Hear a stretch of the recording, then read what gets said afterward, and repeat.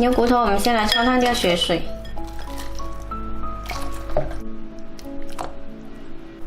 加入一个葱节、2片姜，还有料酒。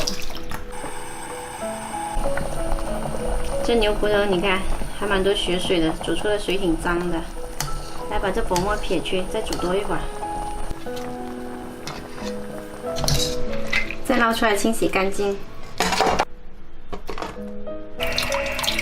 1斤8块钱的牛骨头，我买了10块钱，这一大堆，比吃猪骨头便宜多了。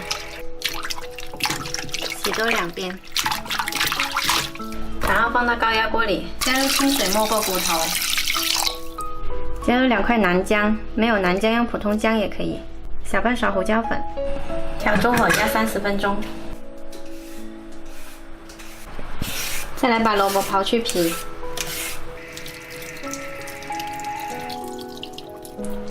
切成滚刀块。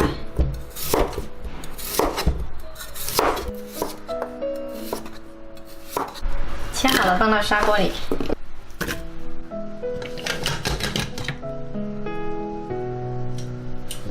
煲出来的汤特别浓白，我们把它转到砂锅里来，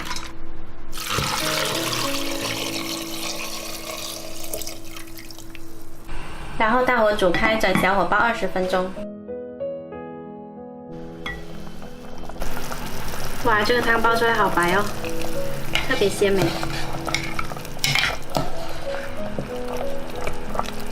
再加入适量的盐调一下味，还有1勺炸蒜蓉。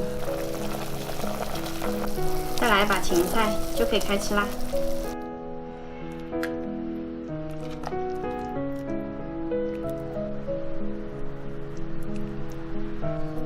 我们这款牛骨萝卜汤呢，营养又便宜，冬吃萝卜夏吃姜，冬天可以多喝一下这款汤。